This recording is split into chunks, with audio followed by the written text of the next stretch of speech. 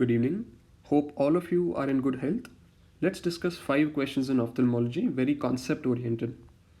First question: all of the following factors help maintaining corneal transparency except regular arrangement of fibers, relative dehydration at 60%, endothelial pump, and tear film. So, lots of factors maintain the corneal transparency. Starting from the anterior, there's a smooth corneal epithelium, smooth tear film, regular arrangement of stromal lamellae, which is stromal fibers, because of which any light that is scattered is lost by destructive interference. Unmyelinated nerve fibers, because understand when you say myelinated, it means that the nerve fiber is thicker. Endothelial pump mechanism maintaining a relative dehydration at 80%. So it's not 60%, it's 80% at which the cornea is maintained. Every other tissue in the body, almost every other tissue, is at 99% hydration and a normal intraocular pressures, because if the intraocular pressure is raised, then there is going to be corneal edema because this pump mechanism is going to fail. So the answer is option number B. So relative dehydration at 60%. It's not 60, it's at 80%. Second question: a case of previously diagnosed hypermature cataract in the right eye presents with sudden onset pain, redness, and photophobia. On examination, there is a deep anterior chamber with raised intraocular pressure. Likely diagnosis is. So let's analyze this question. There is a case of hypermature cataract, which means the cataract is likely to be larger than normal size, and he is coming with sudden onset of congestive ocular symptoms, and there is a raised intraocular pressure, suggestive of glaucoma. So look at the options: there's phacomorphic, toxic, anaphylactic, and phacolytic glaucoma. So the question is asking you which type of lens-induced glaucoma is it? So the cataract is causing a glaucoma, hence called a lens-induced glaucoma. It is a type of secondary glaucoma. So there are certain types of the lens-induced glaucoma itself. There's the first and foremost phacomorphic glaucoma. So the word morphic means because of the morphology, the form of the cataract. So it is an enlarged cataract, an intumescent or a swollen cataract, and this swollen cataract is pushing the iris forward, because of which the angles are getting occluded. So it is a secondary angle closure type of glaucoma. Compare this with phacolytic glaucoma. It is an open angle glaucoma because the Morgagnian hypermature cataract. So when I say Morgagnian, it means the cortex has liquefied, the nucleus has sunk down, and it is now a liquefied cortex. So this liquefied cortex is so thin that it leaks through an intact capsule. There is no break in the capsule. And this cortex goes and blocks the trabecular meshwork because it is too large to pass through the trabecular meshwork. Hence, it is also known as a lens protein glaucoma.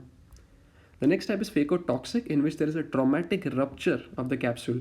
And now this lens material is going and blocking the anterior chamber, the angle of the anterior chamber again. So understand, in phacolytic and phacotoxic both, there is a blockade of the angle structures by the lens proteins, but it is the manner in which it goes. In phacolytic glaucoma, there is no traumatic rupture, it is only a leakage of proteins, whereas in toxic, it is a traumatic rupture of the capsule. Phacoanaphylactic again involves a traumatic rupture of the capsule, in which the lens proteins initiate an inflammatory response in the eye. So normally these lens proteins are sequestered or packed inside the capsule. They are never exposed to any other structure outside the lens capsule. So when it does get exposed, it is treated as a foreign body and an inflammatory reaction is given. So in phacoanaphylactic glaucoma, the trabecular meshwork is blocked not only by the lens proteins which have now come out, but also by the inflammatory reaction. So now coming back to the question, you have a deep anterior chamber. So if the anterior chamber is deep, it means that the lens is small. It is likely to be a phacolytic glaucoma because now all the cortex has leaked out, so the lens shrinks down.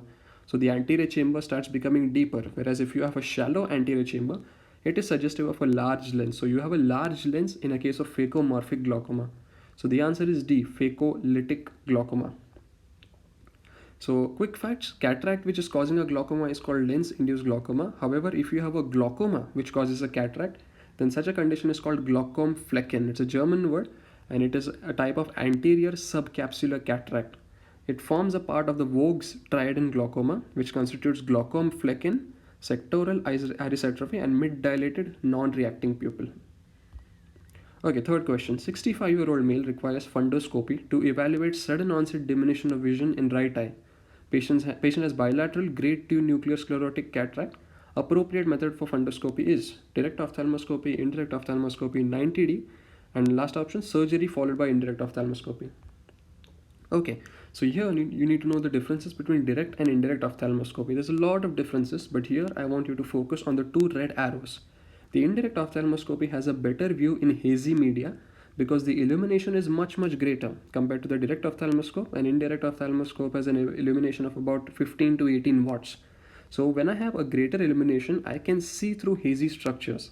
So the question mentions that the patient has a nuclear sclerosis of grade 2, so a mid-level cataract.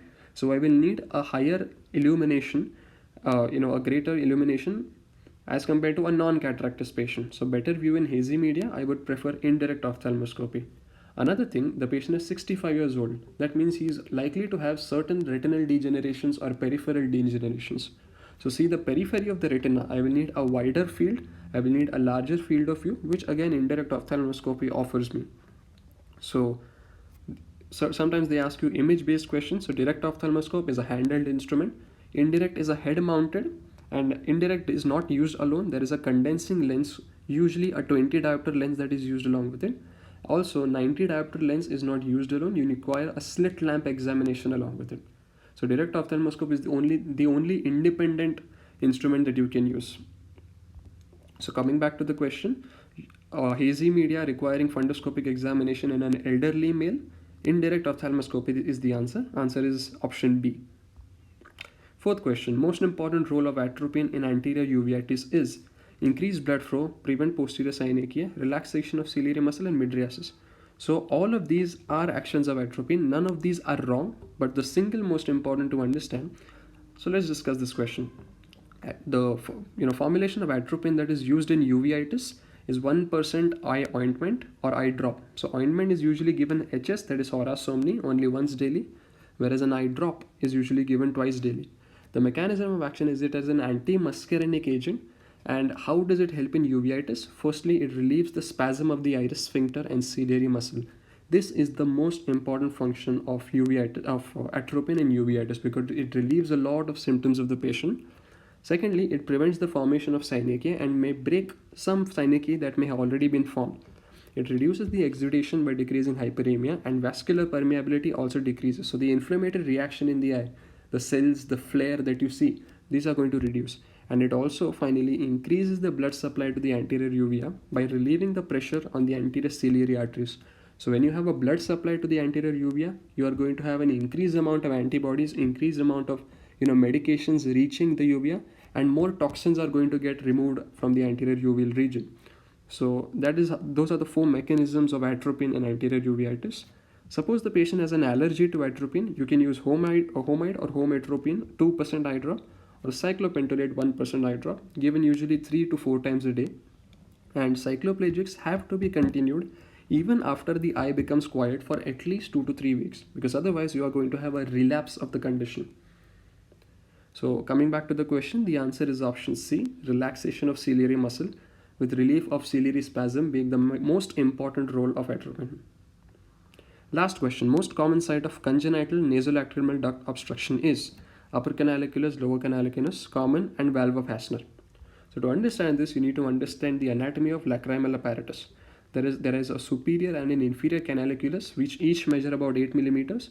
These join to form a common canaliculus which opens into the lacrimal sac. After the sac, at the lower margin of the sac, you have the nasolacrimal duct which measures about 12 millimeters, finally going and opening into the inferior meatus of the nose. So the most common site of blockade of nasolacrimal duct is at the valve of Hasner, which is at the inferior end, and it is usually a membranous occlusion. So what do I mean? There is a non-canalization of the nasolacrimal duct. It is not completely canalized yet. Hence, congenital NLD obstruction is more common in preterm infants as compared to term infants, because preterms have that much less time for the entire canalization to happen.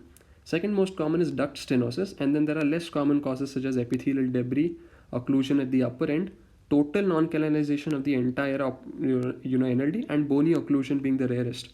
90% of the children show spontaneous resolution within 1 year of life, hence initially only conservative line of management is sufficient. So that takes care of 5 MCQs in ophthalmology. I hope this is useful. Please let me know if you would like me to cover any other topics. Follow us on Instagram and eye.excel. Follow our Facebook page and our YouTube channel. Thank you for the support. Thanks for watching and stay safe.